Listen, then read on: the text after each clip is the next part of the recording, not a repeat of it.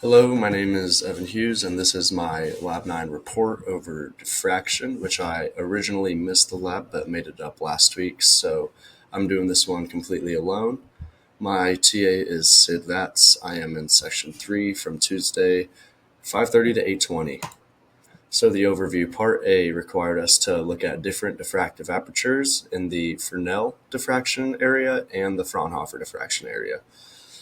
Part B required us to measure a laser beam divergence with a diode and a helium neon laser and make key calculations using the data we collected.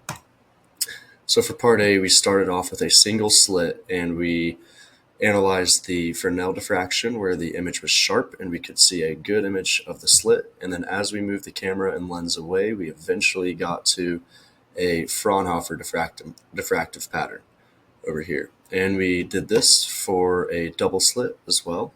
And you can see the major and minor peaks, as well as a circle and the airy disk pattern at the Fraunhofer diffraction area. We also did a triangle, and you can see the Fraunhofer diffraction area right here, and the square, which had a pretty symmetrical Fraunhofer diffraction, and then the rectangle, which had a primarily horizontal and then pretty small in the vertical direction. The MATLAB, I cannot get the software to work. I couldn't transfer the data from D2L over to MATLAB, so I just did not get that part done, and I am on a pretty big time crunch. Part B required us to look at the divergence of a laser beam, so we used the camera diode and put it as close to the laser as we could and then made measurements as we moved away. So from 0 to 50 centimeters, this is the pattern that the divergence followed.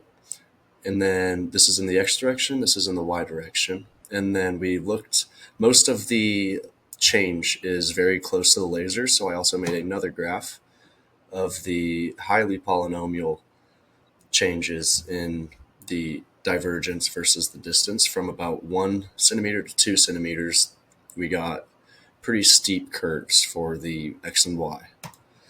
The calculations in the X direction, we got a beam waist diameter of 1.376 millimeters, and in the Y direction, we got 1.312 millimeters. The beam divergence half angle was about 0.017 degrees, and in the Y direction was about 0.018, so very close. And the numerical aperture, we got very small numbers, as you can see right here, using the formulas that we were given in the lab manual. And that is my lab report, and thank you very much.